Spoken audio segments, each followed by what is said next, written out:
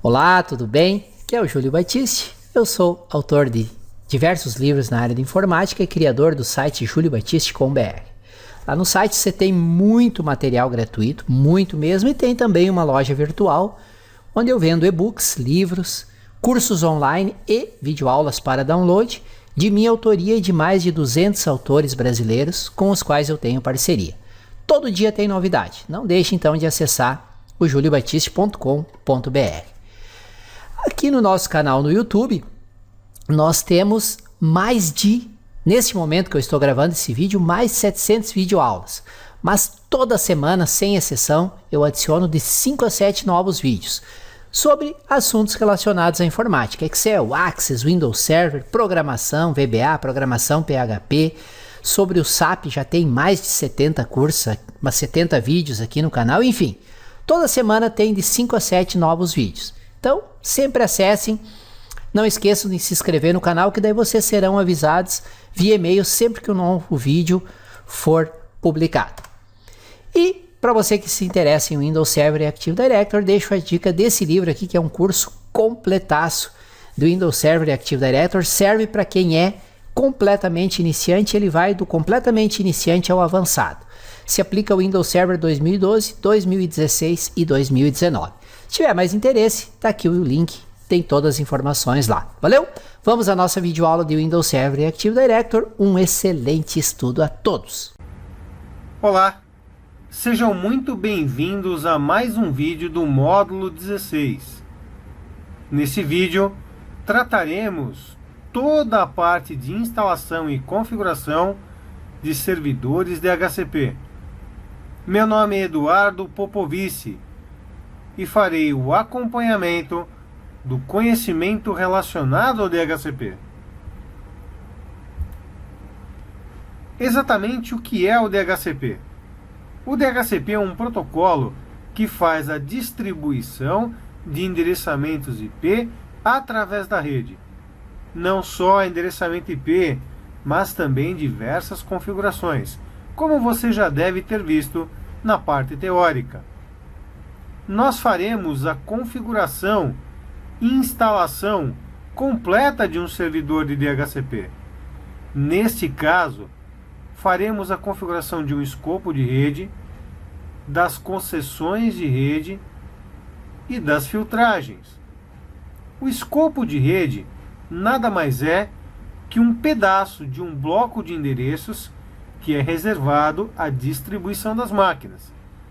A concessão é o modo de entrega desse endereço com um período.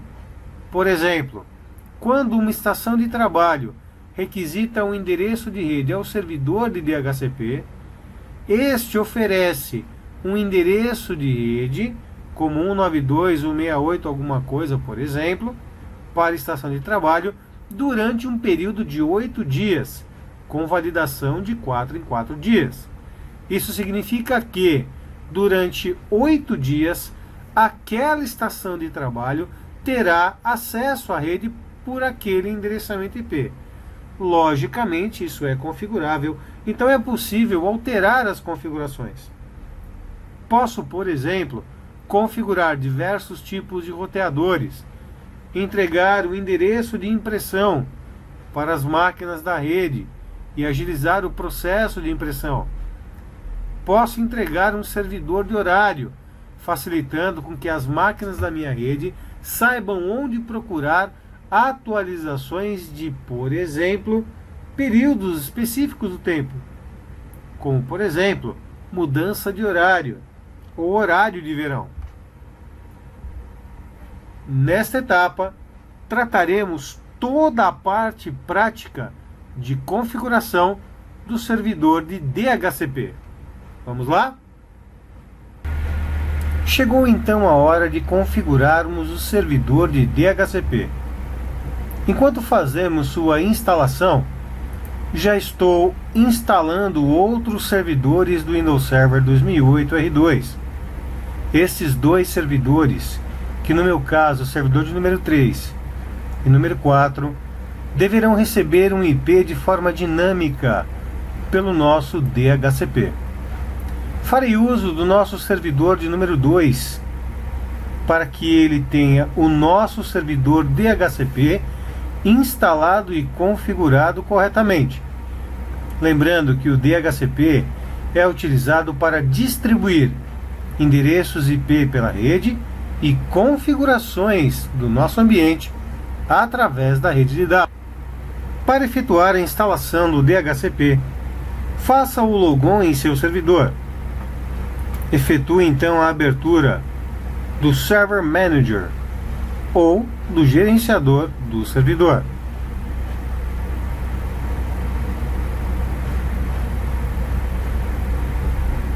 Assim que o Server Manager for aberto, nós podemos adicionar uma função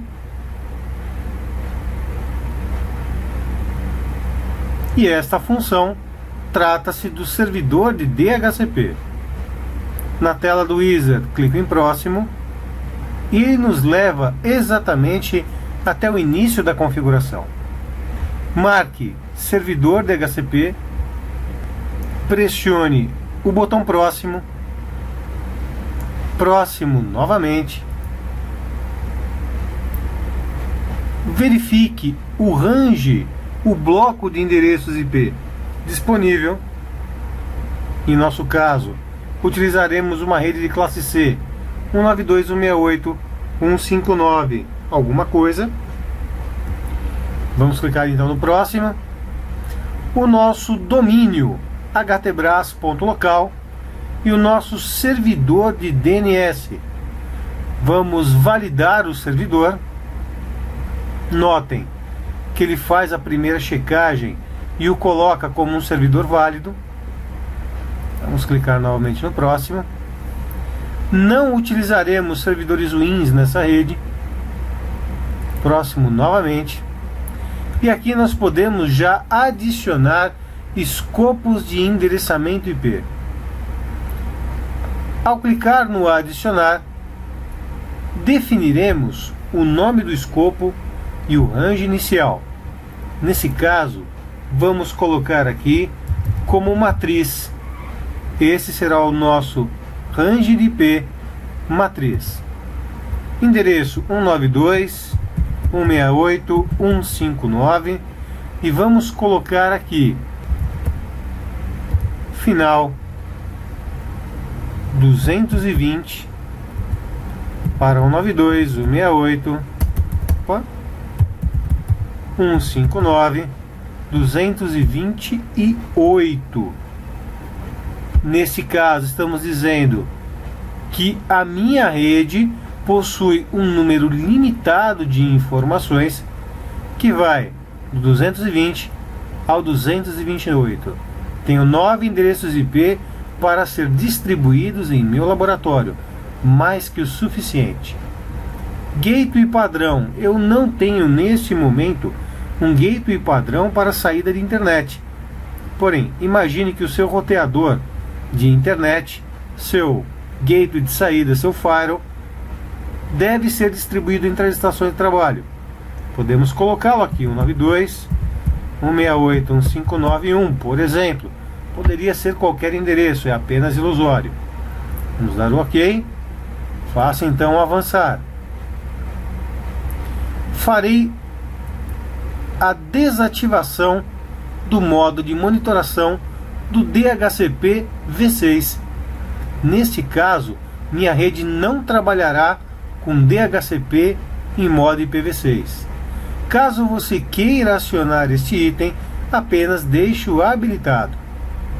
No nosso exemplo, manterei o item desabilitado.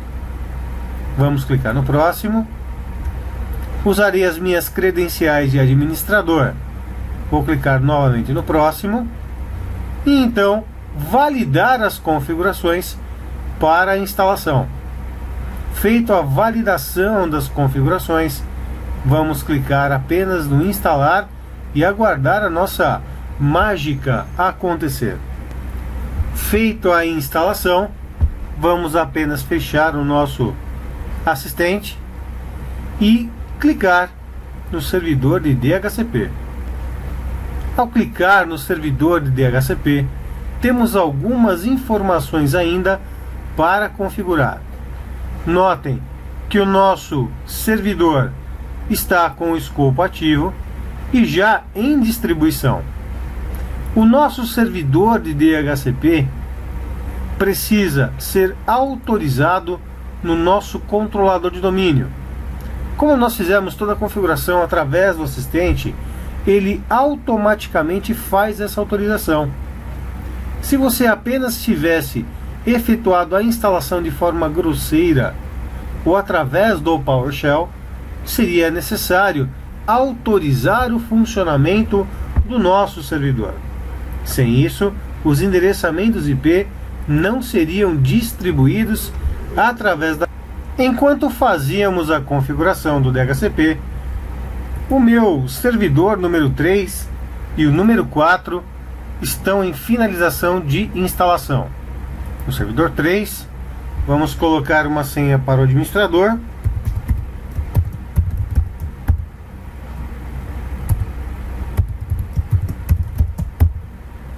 Pressionar o Enter e aguardar até que o logon seja efetuado. Se tudo funcionar corretamente, o nosso servidor já deve se conectar à rede pegando um endereçamento IP de nosso DHCP. Vamos aguardar até que nossa área de trabalho seja montada nesta nova instalação.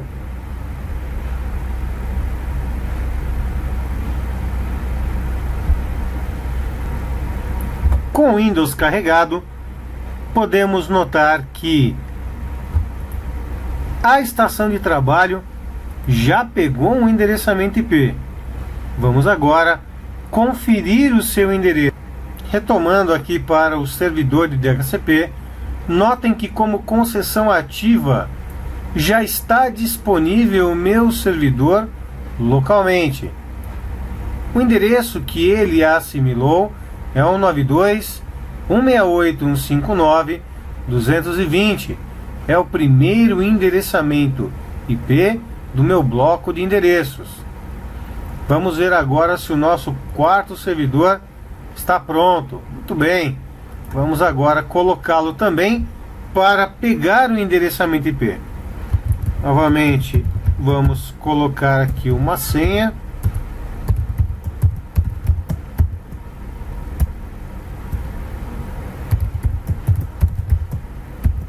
Se eu colocar a senha certa, funciona, né? Muito bem. E vamos aguardar até que nosso servidor, nossa estação de trabalho independente aqui, colete esse endereçamento IP e entre também para a rede. Muito bem, o servidor já efetuou o logon. Vamos não mostrar agora essa tela novamente. Vamos clicar aqui no fechar e vamos validar se o nosso servidor apareceu no servidor DHCP. Prontinho, nosso servidor está ali disponível no nosso DHCP. Ambos os servidores que aparecem no DHCP recebem uma concessão ativa, ou seja, um período em que a máquina pode manter os endereçamentos IP, geralmente são de 8 dias, com validações em 4 dias, e é colocado a ele uma data e um horário do vencimento dessa concessão. É possível visualizar seu nome, o endereço IP, o tipo de atribuição de endereço, ou seja, é dinâmica em DHCP, com a sua identificação única e a descrição da máquina virtual ou da estação de trabalho física. O nosso primeiro teste com o DHCP ativo é efetuar a mudança das máquinas, ou melhor, a mudança do nome das máquinas virtuais ou da estação de trabalho e validar se novos endereços IP serão atribuídos ou se ele pegará os mesmos endereçamentos IP. Será que ele manterá todas as configurações ou entregará novos endereços apenas pelo fato da estação ter sido renomeada? Faremos a mudança do nome do nosso servidor 3 e 4 para que ele possa renovar a concessão sem essa nomenclatura automática atribuída pelo Windows e aproveitaremos para validar se essa mudança de nome consumirá novos endereços IP em nossa rede. Vamos então até o nosso servidor número 3. Aqui no próprio Server Manager, no canto direito da tela, nós temos alterar propriedades do sistema. Vamos acessá-lo, clicar então no alterar e colocaremos um nome próximo à nossa máquina virtual. Windows Server 2008 R2-03. Vamos dar o OK. Aguardar que o nome seja aplicado. Vamos reiniciar a nossa máquina e validar se o endereçamento será alterado ou não, ou se ele consumirá mais um endereço IP dentro do nosso bloco de concessões. Por que é tão importante ficar atento ao consumo de endereçamentos IP? Boa parte das empresas tem endereçamento IP limitado. Isso significa que as pessoas utilizaram endereços de classe C e tem apenas 254 endereços válidos para utilização. Utilizar algo tão pequeno para redes de computadores pode causar um grande problema. Isso pode causar a perda de endereços ou a falta deles. Isso significa que, se houver a falta de endereços IP, será necessário adicionar um roteador à sua rede e criar subredes, redes diferentes com rotas configuradas e configurações. Mas vamos apenas validar neste momento se a configuração valeu, se ele consumirá mais um endereço ou simplesmente pegará o mesmo endereço atualizando o nome. Bom, nossa máquina fez o logon. Vamos até o nosso servidor DHCP, vamos atualizá-lo.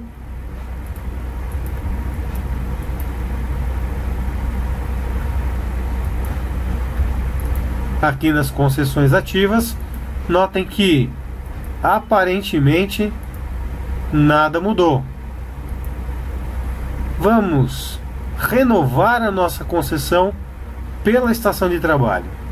Notem que o nome foi alterado, porém no servidor DHCP as informações continuam praticamente as mesmas. Ele não consumiu um novo endereçamento IP. Vamos até o nosso servidor número 3. Vamos abrir o nosso PowerShell. E no PowerShell vamos utilizar o nosso ipconfig espaço barra release. Opa, se digitar certo vai, né, Eduardo? Pronto. Eu soltei os endereços atribuídos pelo nosso servidor DHCP. Agora nós vamos utilizar um renew. Vamos renovar essa concessão.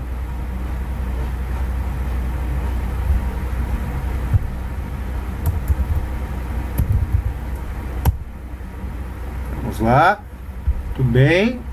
Agora veremos aqui se ele renovou a concessão. Notem que o endereço já foi renovado. E agora o nome aparece definitivamente em nossa tela. O nome só é alterado quando a concessão é finalizada ou exige uma renovação. Isso significa que quando você não encontrar um servidor pelo seu nome nos registros do DHCP, é porque ele mudou de nome ou necessita de uma nova renovação de concessão. Ponto importante: o servidor ele continua válido pelo seu identificador único, seu MAC address, seu endereçamento MAC e seu endereçamento IP, mesmo que sua informação de nome esteja incorreta ou desatualizada. Vamos repetir o processo agora com o nosso servidor número 4. Vamos lá mudar o nome do nosso servidor. Opa. Vamos colocar como Windows Server 2008 R2-04. Pressionar o OK e aguardar o reboot.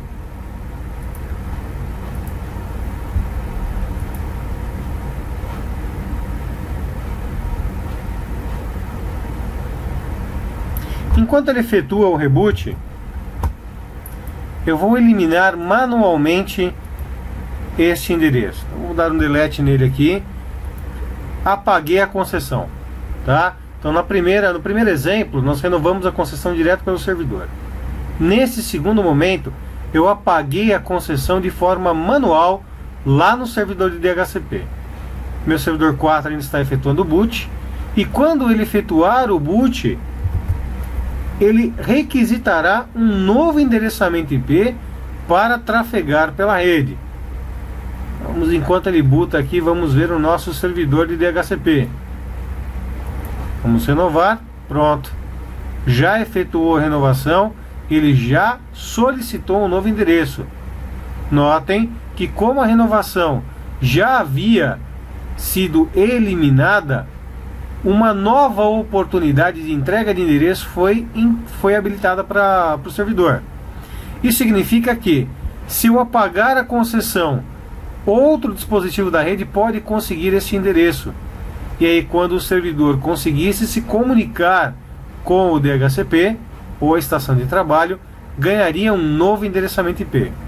Toda vez que a concessão é eliminada, a concessão ela é finalizada ou pelo seu tempo ou pelo modo forçado, a estação de trabalho ou outro servidor pode receber um endereçamento IP diferente. Eduardo, concorda comigo que é perigoso e não é muito indicado que servidores tenham IPs diferentes? É verdade, isso é complicado. Afinal, os servidores geralmente precisam de endereçamentos IPs fixos. Bom, mas imagine que você tenha pelo menos 30 servidores, tá? E você não pode, nesse exato momento, ir de servidor em servidor fixando os endereços IP dentro da interface. Pois bem, nós podemos fazer o seguinte: imagine que o nosso servidor 4 deva manter esse endereçamento IP, não importa o que aconteça. Nós podemos criar a ele uma reserva. A reserva de endereços faz com que esse endereçamento IP, mesmo sendo distribuído dinamicamente através do DHCP, fique reservado para um servidor. Então vamos clicar com o botão direito nesse camarada aqui e adicionar a reserva. Então, clico na reserva, pronto. A concessão agora possui uma reserva. Notem que o nosso servidor 4 tem um ícone com uma pequena caneta dizendo que ele pode receber qualquer tipo de escrita. Já o nosso servidor 3, que foi adicionado à reserva, ganhou uma espécie de cubo com pontinhos verdes. Esse pequeno cubo indica que esse endereçamento IP está com uma reserva ativa. Mesmo que o meu servidor fique mais de 8 dias desligado, por exemplo, quando ele for ligado, pegará o mesmo endereçamento IP. Esse IP nunca mais sai desse servidor e eu não preciso ir manualmente no meu servidor e atribuir o endereço na interface local. Notem que em vez do vencimento da concessão, nós temos a palavra reserva e o ativa entre parênteses, reserva ativa. Para validar as reservas, podemos vir aqui no item de reservas e entender qual é o funcionamento dessa reserva. Notem que a reserva carrega as configurações que nós fizemos para o DHCP: roteador, DNS e o nosso domínio, nome de domínio.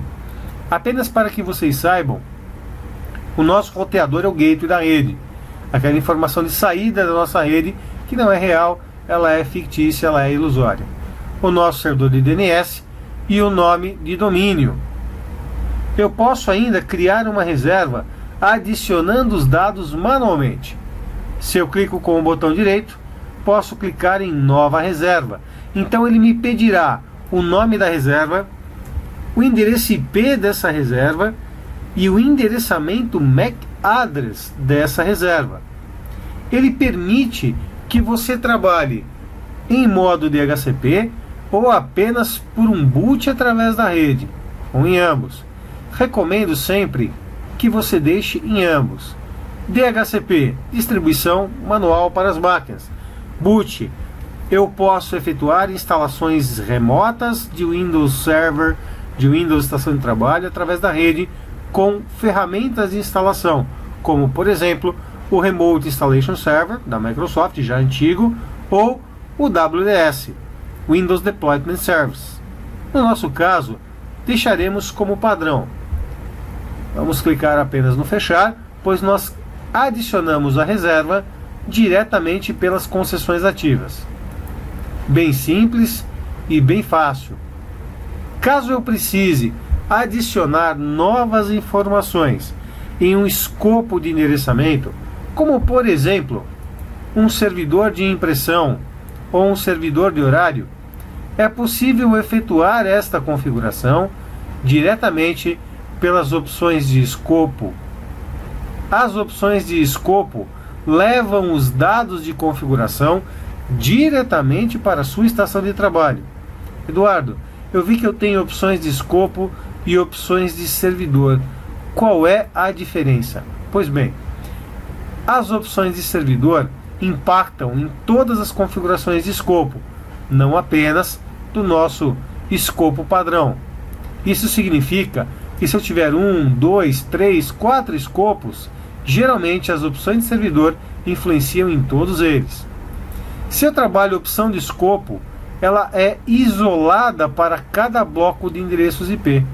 Se eu tiver 2 ou 3 tipos de escopo diferentes, eu posso trabalhar com opções diferentes. Vamos para um exemplo mais prático. Em opções de escopo, vamos configurar uma nova opção, ok? Então quero configurar novos servidores aqui no meu escopo. Pode ser um servidor de nomes, um servidor de log. Vamos descer aqui e pegar um servidor de impressão, por exemplo, ou um servidor de nome de host, enfim. Posso validar uma série de informações. Vamos validar aqui tempo limite, execução de difusão. Pronto, servidor NTP seria um servidor de horário da minha rede. Posso vir aqui e dizer o seguinte, olha, 192, 168, 159, 200, ele também é meu servidor de horário, tá? Então vamos adicionar aqui, clico no aplicar e no OK. Significa que em vez do seu servidor sair para a internet para atualizar a hora do sistema, ele virá até o nosso servidor NTP, que por acaso é o mesmo servidor número 2 que tem as informações, ok? Quando eu atualizar esse escopo na renovação, as estações de trabalho receberão as configurações. Se eu venho até opções do servidor, notem que essa mesma configuração não existe. Ela é apenas para este escopo. Eu posso, por exemplo, ter vários escopos na minha rede. Um deles pode direcionar para um servidor de horário, o outro para o outro. Exemplo, imagine que você tem uma rede grande, ok? Com várias filiais. Uma filial, ela fica no Acre, outra em São Paulo e outra em Santa Catarina. A filial do Acre, por exemplo, possui um fuso horário diferente de São Paulo, principalmente em questões relacionadas ao nosso horário de verão. Isso significa que lá no Acre, a atualização do relógio deve ser diferente da atualização de São Paulo. Esse é um tipo muito comum. Vamos criar um segundo escopo e demonstrar isso na prática. Em IPv4, você pode clicar com o botão direito e então clicar em novo escopo. Vamos avançar para a próxima janela e dar um nome, como por exemplo, filial Acre. Descrição: endereços do Acre. Muito bem, vamos avançar. Definir o endereço como, por exemplo, 192.168.1. Vamos colocar aqui 15 e aqui 192.168.1. Opa, 200. Poxa, Eduardo, mas esse escopo de endereços fica numa outra subrede, não é parte da sua rede. Não tem problema, isso é o de menos. Imagine que você tenha um roteador que faça esse tipo de encaminhamento de rotas e cuide dessa etapa. Apenas entenda que nesse caso estamos utilizando endereços diferentes, ok? Vamos avançar. Não tenho nenhuma exclusão, mas eu poderia ter, por exemplo, eu usei o endereço 15 ao 200.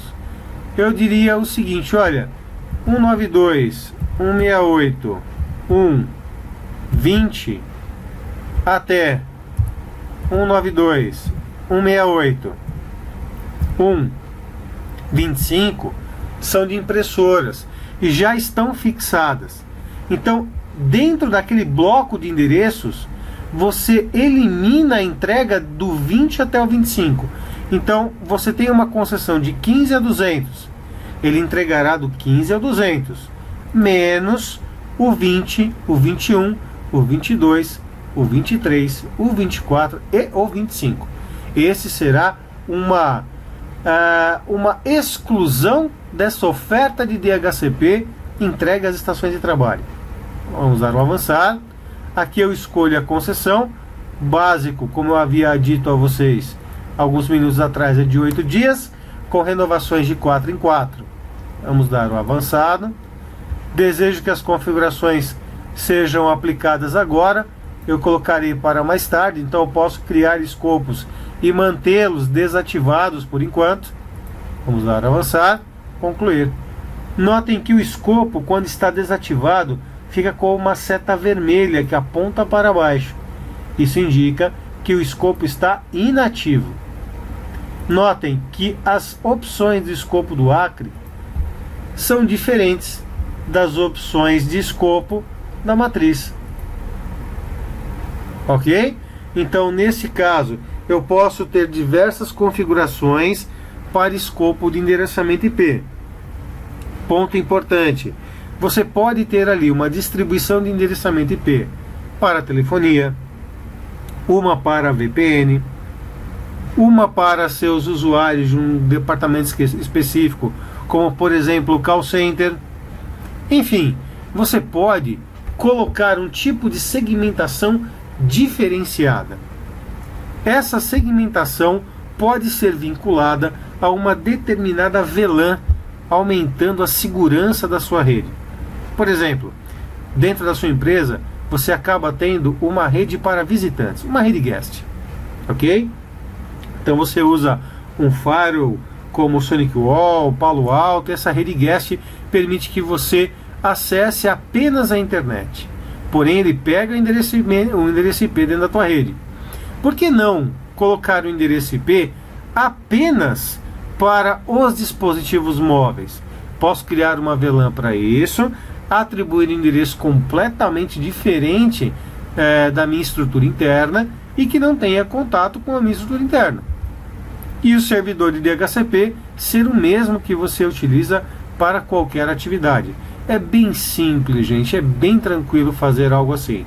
É lógico, é muito mais fácil falar do que fazer, certo?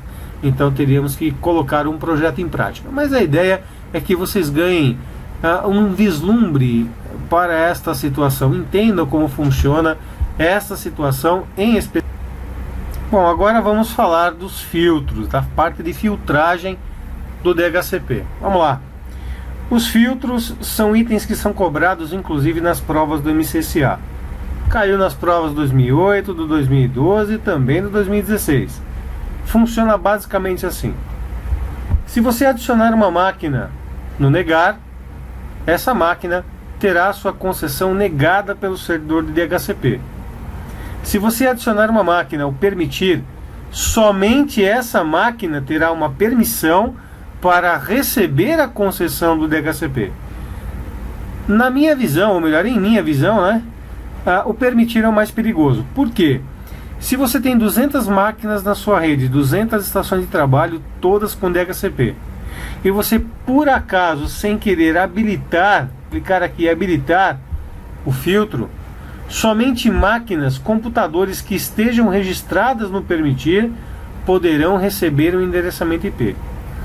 Garanta que nenhuma máquina tenha o problema de receber endereços IP. E como é que você faz isso? Mantendo o permitir desligado. É bem simples de se interpretar, não tem muita dúvida. Nós temos que montar estruturas de DHCP de uma forma simples e fácil para manter toda a rede conectada e funcionando.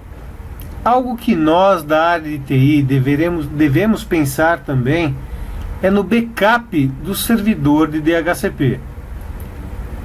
Para efetuar o backup de um servidor de DHCP, clique em cima do nome desse servidor com o botão direito. Então, clique em Backup. O backup permite salvar em uma pasta padrão ou em qualquer lugar, inclusive na área de trabalho. Vamos criar uma pasta diretamente na unidade C e chamar de BKP DHCP. Vou salvar ali as minhas configurações do DHCP. Prontinho. Vamos acessar o meu computador, unidade C, e nós temos ali o backup do DHCP. Esse backup do DHCP, ele carrega todas as informações do seu servidor de DHCP. Copie esses dados em algum lugar seguro e se o seu servidor de DHCP apresentar algum problema, você terá o arquivo de configuração de todo o seu ambiente.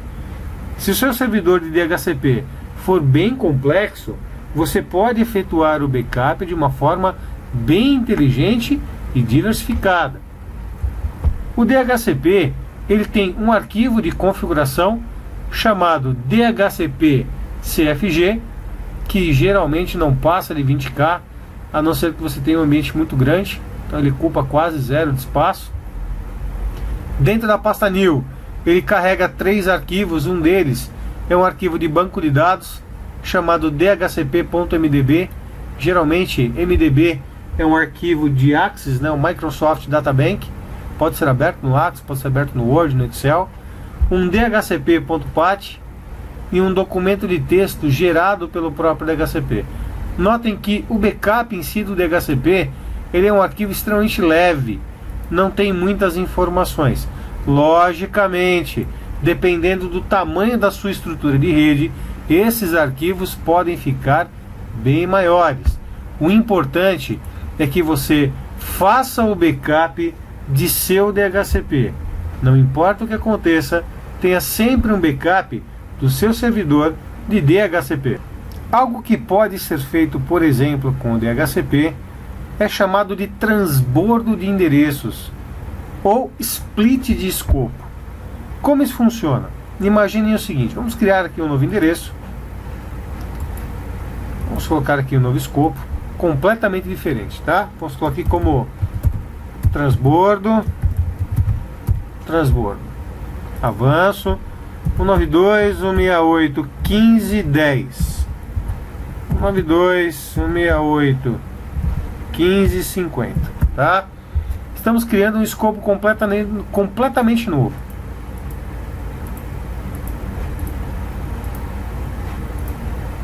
Pronto.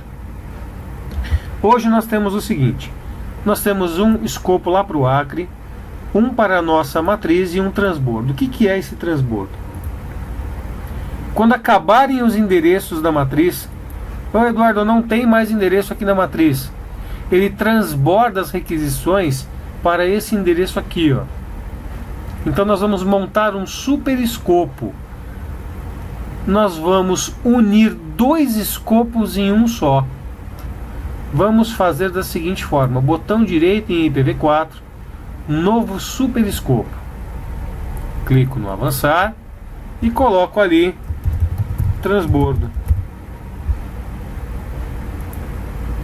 Marco matriz e o transbordo.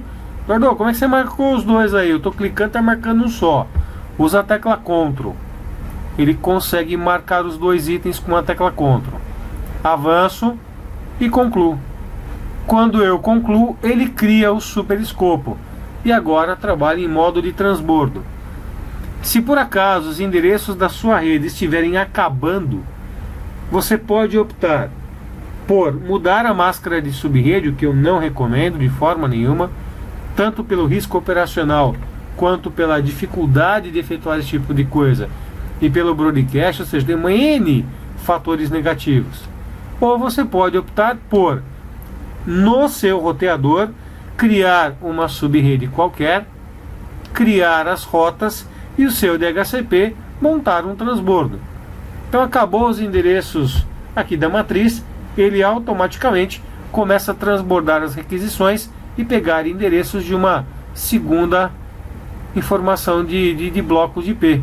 Ou seja, agora a estação que pegava IP 192.168.590 pega em 192.168.15.0. É bem simples e bem tranquilo. Dica: você precisa configurar as rotas antes em seu roteador, em seu gateway, no seu firewall, enfim, dependendo da estrutura que você tem, é necessário criação das rotas antes. Lembre-se, são redes diferentes e eles precisam se conhecer. Por exemplo, vamos lá. Eduardo, você disse para mim aqui que quando acabam os endereços ele faz o transbordo. Ok, e como é que eu sei quais endereços já foram consumidos e quantos ainda restam? Muito bem, prestem atenção. Quando eu clico com o botão direito em cima do escopo, aparece o primeiro item chamado Exibir Estatísticas. Eu clico no Exibir Estatísticas e ele me mostra, por exemplo, o total de endereços desse escopo, quantos estão em uso e quantos estão disponíveis. Ele faz isso em números decimais e em códigos percentuais. Vamos clicar no fechar e agora eu quero saber quantos endereços eu tenho aqui no superescopo. Então eu posso também clicar no superescopo com o botão direito e exibir novamente as estatísticas. Veja bem, eu tenho dois escopos relacionados. Tenho um total de endereços de 50 endereços, somando ambos os escopos. Em uso, apenas 2 estão ativos. Porém, eu tenho atualmente 48 endereços disponíveis. 96% do meu ambiente de DHCP está disponível. Ok? É bem simples validar, por exemplo, quais são os endereços disponíveis e a quantidade deles. Lembre-se, seu escopo começa a ficar cheio. Crie uma nova rota, crie uma nova subrede e então defina um novo escopo de rede e monte o transbordo. Isso é bem simples. Pessoal, evitem mexer na máscara de subrede. Não é aconselhável por um problema chamado de broadcast. Você aumenta o broadcast da rede, aumenta a colisão de dados, enfim, não é um bom negócio. E para finalizar o nosso vídeo de hoje, vamos mudar algumas configurações do servidor de DHCP. No nosso servidor de DHCP, clique com o botão direito Propriedades. As propriedades desse servidor de DHCP permitem que você defina onde é a pasta de dados do DHCP. Lembram-se quando nós fizemos o backup e ele direcionou para a pasta? Pois bem, a pasta DHCP fica dentro da 632. Mas imagine que você queira automaticamente direcionar o seu backup para um compartilhamento de rede ou para um servidor de arquivos, por exemplo. É possível efetuar diretamente com o botão direito em cima do nosso servidor. Bem simples e bem fácil. Vamos clicar aqui no OK Botão direito em IPv4, propriedades. Nas propriedades do nosso IPv4 é possível mudar características, por exemplo, do nosso DHCP. Posso atualizar as estatísticas de uso a cada X minutos. Lembrando, quanto menor o tempo da atualização, maior o consumo de recursos do nosso servidor. Em DNS, nós temos informações de nomes.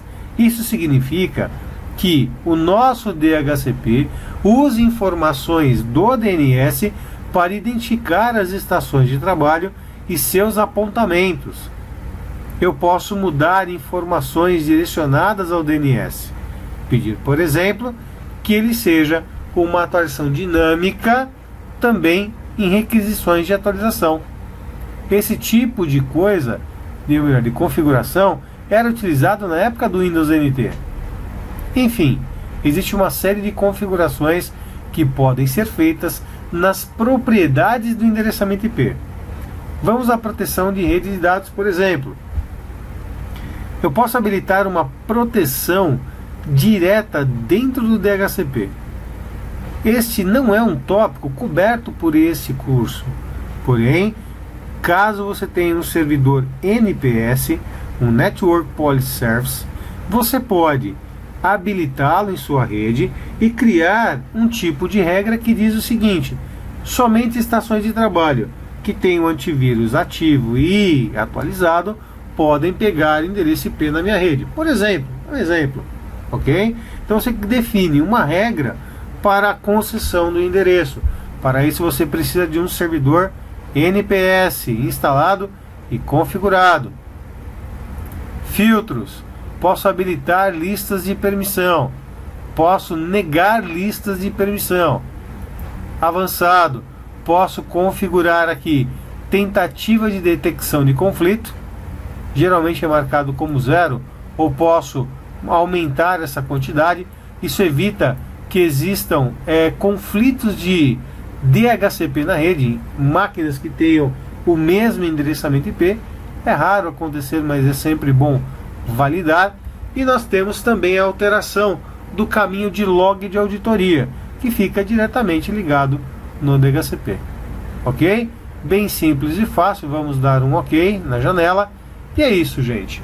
Finalizamos as configurações do nosso servidor de DHCP com uma série de detalhes.